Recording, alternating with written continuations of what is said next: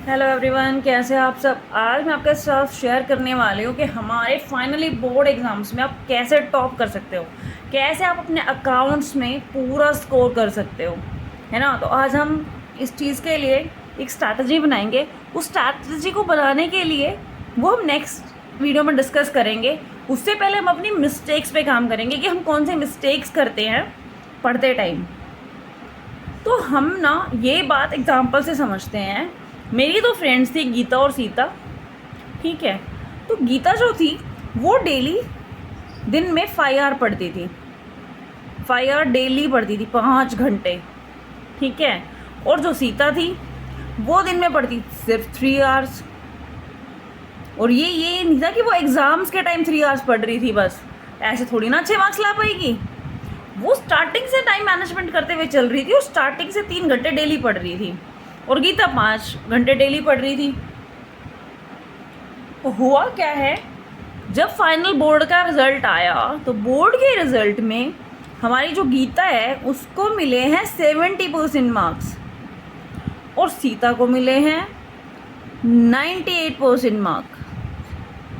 ऐसा क्यों हुआ?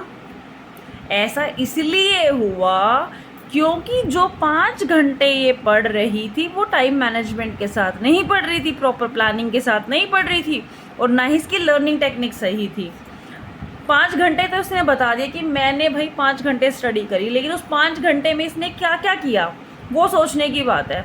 ये पढ़ रही है, पढ़ते पढ़ते इसके दिमाग में आ गया, अरे मैं चेक तो कर लेती हूँ कि आज मेरी दोस्त ने इंस्टा पे कौन सी स्टोरी लगाई है, उसकी पोस्ट क्या है, या वो किसी फिल्म स्टार को फॉलो करती होगी तो उसकी पोस्ट देखनी होगी, उसकी स्टोरी देखनी होगी उसको ना। तो उसने क्या किया, फ़ोन उठाया कि 1 मिनट में देख लूँगी। पर वो होता क्या है, उसका जो वो 1 मिनट है वो स्क्रॉल करते करते करते घंटा, आधा घंटा, 1.5 घंटे तक पहुंच जाता है। उसके बाद उसका ध्यान आता है कि भाई मेरे को तो स्टडी करनी थी ना। तो वो वापस आती है और वही सीता क्या करती है, वो 3 घंटे पढ़ती है, पर उस 3 घंटे में वो कंटिन्यूसली स्टडी करती है, ना इंस्टा चलाती है, ना फेसबुक चलाती है, ना यूट्यूब देखती है, कोई सोशल मीडिया के प्लेटफॉर्म को नहीं ध्यान देती है, सिर्फ स्टडी करती है 3 घंटा रेगुलरली।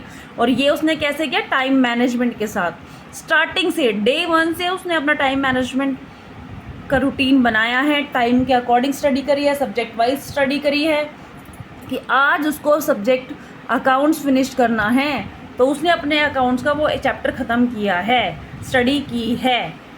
दूसरा क्या है, प्लानिंग। प्लानिंग क्या है, आपको पता ही नहीं है कि कब क्या पढ़ना है। आपने अकाउंट्स का एक टॉपिक उठाया, अब उसको पढ़ने स्टार्ट कर रहे हो, थोड़ी देर के बाद क्या होता है कि आपने इकोनॉमिक्स उठा ली, आपका वो कंसेप्ट भी क्लियर नहीं हुआ था, आपको समझ नहीं आया, आपने छोड़ दिया।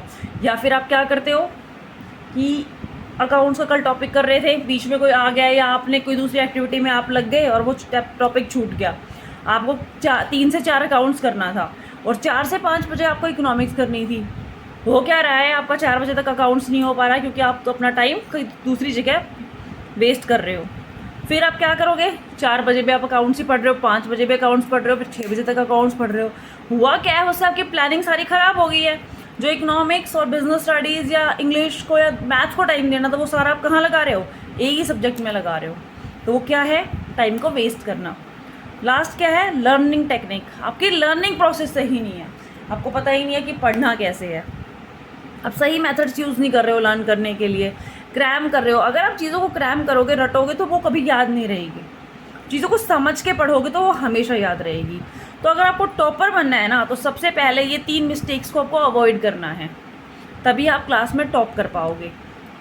तो आज के लिए हमें मिस्टेक्स को अवॉइड करना सीखना है। नेक्स्ट क्लास में हम करेंगे स्ट्रैटेजी बनाएंगे कि कैसे हम अपने बोर्ड के एग्ज़ाम में टॉप कर सकते हैं और फुल मार्क्स ला सकते हैं।